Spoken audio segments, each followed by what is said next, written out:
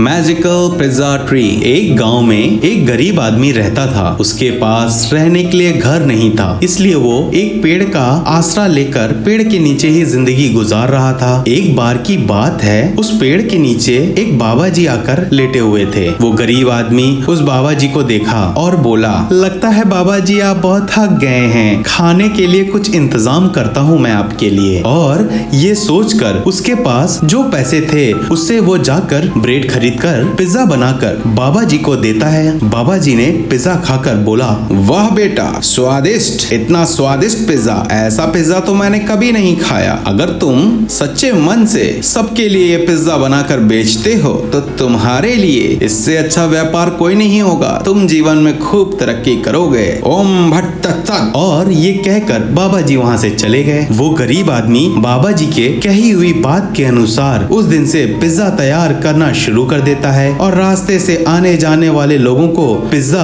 खाने को दिया करता था। वो पिज्जा उन सब लोगों को बहुत अच्छा लगता था और भी लोग आकर पिज्जा खाने लगे और कम समय में ही वो एक मशहूर पिज्जा बनाने वाला हो गया। उसी गांव में जयराम नाम का एक व्यापारी उस गरीब आदमी के पास आकर बोला, देखो पिज्जा वाले, जो मैं कहता हूँ उसे ध्यान से सुनो। मैं एक बहुत बड़ा होटल लगाने वाला हूँ इसी जगह पे, उसमें तुम पिज्जा बनाकर बेचो, फायदे में हम दोनों आधा आधा बांट लेंगे। जिस पर गरीब आदमी, साहब मैं पिज्जा का व्यापार अपने जीवन को चलाने के लिए कर रहा हूँ, अब जो भी कुछ पैसे मुझे मिल जाते हैं वो मेरे जीवन जीने के लिए काफी हैं, मुझे इससे बढ़कर कोई और ख्वाहिश नहीं है। जिस पर जयराम को बहुत गुस्सा आई और वो बोला, क्यों रे, मैं तुम्हारे पास इस बिजनेस का ऑफर लेकर आया तो तुझे बहुत घमंड हो रहा है क्या? अगर मैं चाहूँ तो अभी के अभी तेरी दुकान को तोड़ सकता हूँ और तुझसे भी अच्छा यहाँ व्यापार मेरा चलेगा, अब तू बस देखते जा। और ये बात बोलकर वो जयराम वहाँ से चला जाता है। कुछ दिन के बाद जयराम उस गरीब आदमी के दुकान के नजदीक ही एक बड़ा सा पिज्जा की दुकान लगाता है। एक दिन जब वो गरीब आदमी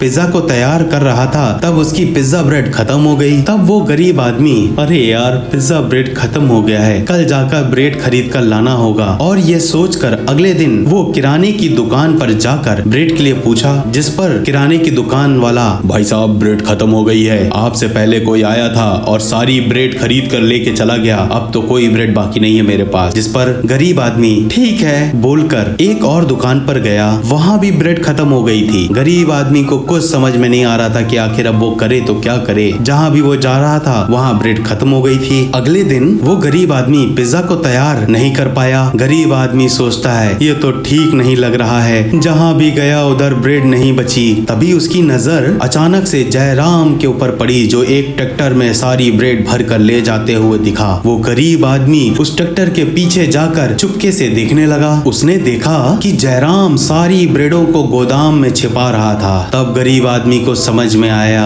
अच्छा तो ये बात है, मैं व्यापार ना कर पाऊं इसलिए इस जयराम ने सारी ब्रेड खरीद कर गोदाम में छुपा रखा है। और ये सोचकर जयराम के पास जाकर बोलता है, ये क्या भाई साहब आप जो कर रहे हैं वो ठीक नहीं है, सारी ब्रेड आप ही खरीद लेंगे तो हम जैसे गरीब आदमी का क्या होगा, मेरी दुकान कैसे चलेगी? जिस पर जयराम, ये मेरी मर्जी है, मेरे पास पैसे हैं, मैं ब्रेड को खरीद रहा हूँ, तू कौन है पूछने वाला? और ये बोलकर वो वहाँ से चला गया। तब वो गरीब आदमी कुछ नहीं कर पाया और उस पेड़ के नीचे जाकर दुखी हो बैठ गया। वो बहुत दुखी था। थोड़ी देर में वहाँ पर वही बाबा जी आए। बालक, मैं तेरे पिज्जा खाने आया हूँ, आज पिज्जा नहीं खिलाओगे क्या? जिस पर गरीब आदमी ने अपने साथ बीती हुई पूरी घटना को उन बाबा जी को बताया।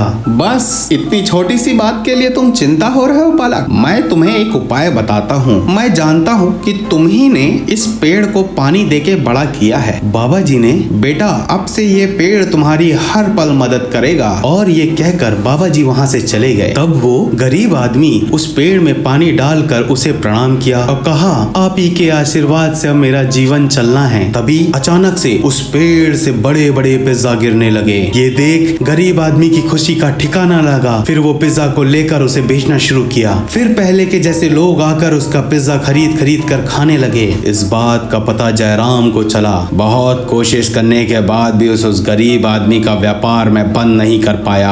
मेरे पास इतने पैसे होते हुए भी मैं लाचार बन गया इस गरीब आदमी के आगे। मुझे कुछ न कुछ तो करना होगा, जरूर कोई राज है इसके पीछे और ये राज जानना होगा। और और ये कहकर वो एक पेड़ के पीछे छुप कर देखने लगा। तब वो गरीब आदमी उस पेड़ को प्रणाम करके उसमें पानी डाल रहा था। फिर उस पेड़ से पिज्जा गिरने लगे। तब वो गरीब आदमी उस पिज्जा को सजा कर अपने स्टॉल पे रख देता है। ये देख कर जयराम हैरान हो गया। अच्छा, तो ये राज है, इतना खतरनाक पेड़, इस पेड़ को ही काट डालूंगा, फिर देखता हूँ कैसे इससे व्यापार होगा इसका। उस रात को वो कुल्हाड़ी लेकर उस पेड़ को काटने ही वाला था कि तभी अचानक से जयराम उस पेड़ में चिपक गया। वो पेड़ जयराम को लपेट लेता है। तब जयराम चिल्लाते हुए अरे बचाओ, अरे बचाओ, और ऐसे चिल्लाने लगता है, लेकिन कोई नहीं आया। अगले दिन गरीब आदमी आकर जयराम को उस पेड़ से बंधा हुआ देखकर पूरी बात समझ में आ जाती है उसे। तब वो गरीब आदमी उस पेड़ को प्रणाम करता है। तब वो पेड़ जाके जयराम को छोड़ देता है, जिस पर जयराम अरे मुझे माफ कर देना भाई, आइंदा मैं तुम्हारे पास भी नहीं आऊंगा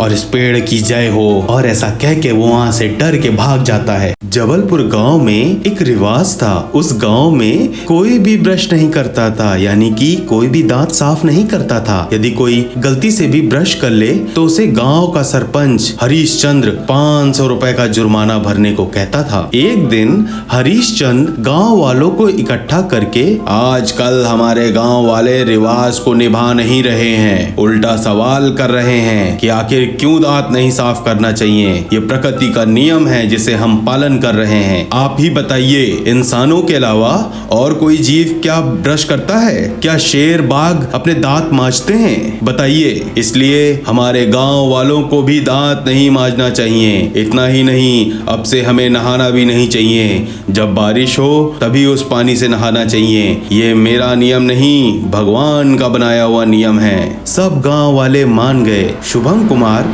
अपनी पत्नी के साथ नया नया जबलपुर आया था। शुभम कुमार किराने की दुकान पर जाकर भैया एक टूथपेस्ट देना। गांव में नया नया आए हो क्या भाई? यहाँ कोई टूथपेस्ट और टूथब्रश नहीं मांगता है। क्या? यहाँ मरे हुए चूहे की महक क्यों आ रही है भाई? ये कहीं और से नहीं, मेरे मुंह से आ रही है। प्रकृति का नियम है। मेरे गांव में कोई दांत नहीं मांजता, सबके मुंह में ऐसी ही खुशबू आती है। अब से आप भी दांत नहीं मांज सकते। शुभम कुमार दंग रह गया। शुभम कुमार वहाँ से दौड़ते हुए भागा और अपनी पत्नी से घर जाके बोला, अरे भगवान, मेरा ट्रांसफर यहाँ नहीं होना चाहिए था। अरे इस गांव के लोगों के मुंह से ऐसी बदबू आती है कि तुम बेहोश हो जाओ। अब से किसी से भी बात करना तो एकदम दूर खड़े होके बात करना, नहीं तो वहीं खड़े खड़े मर जाओगी। सही कह रहे हैं जी, अभी मैं पड़ोसन से बात कर रही थी तो इतनी बदबू आ रही थी, इतनी बदबू आ रही थी कि मैं सहन नहीं कर पाई और मैंने उल्टी कर दी। तभी उनका बच्चा बोला, डैडी डैडी, स्कूल में मास्टर जी ने कहा है किसी को दांत नहीं साफ करना है, हमें ब्रश भी नहीं करना है, तो हमें क्या करना चाहिए? हम यहाँ पे किसी से भी बात करते हैं तो उसके मुंह से बदबू आती है। किसी तरीके से इन पूरे गांव वालों को दांत मजवाना होगा, इन्हें ब्रश करवाना होगा, नहीं तो हम इस गांव में नहीं रह पाएंगे। कोई रास्ता ढूंढता हूँ। कुछ दिनों बाद शुभम कुमार टूथपेस्ट के मॉडल में जीप चलाता हुआ गांव में आया। उस जीप के पीछे बहुत सारे टूथपेस्ट भरे हुए थे।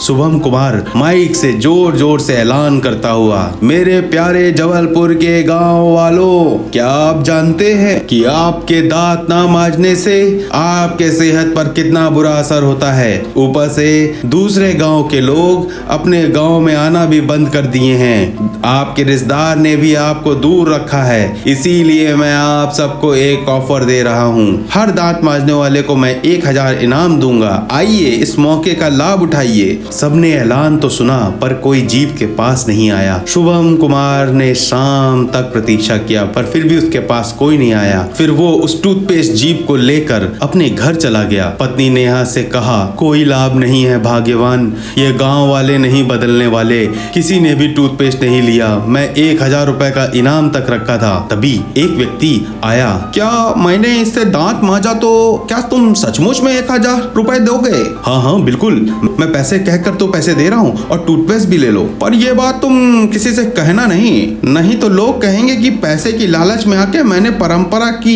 मिट्टी पलेत कर दिया। और ये कहकर वो वहाँ से चला गया। इस तरह सारे गांव वाले एक के बाद एक दूसरे के पीछे छुप छुप कर आए और टूथपेस्ट और पैसा लेकर चले गए। इस तरह जीप में रखे सारे टूथपेस्ट खत्म हो गए। शुभम और नेहा बहुत खुश हो गए। गांव वाले भी छुप छुप कर दांत मांजने लगे। इस तरह उन्हें दांत मांजने की आदत हो गई। कुछ दिन बाद बाद हरीशचंद सबको बुलाया। हमारे गांव को क्या हो गया है? आजकल किसी के मुंह से बदबू नहीं आ रही है। लगता है सभी दांत मांजने लग गए हैं और नहा भी रहे हैं। अगर तुम लोग साफ सुथरे रहोगे तो हमारी परंपरा का क्या होगा?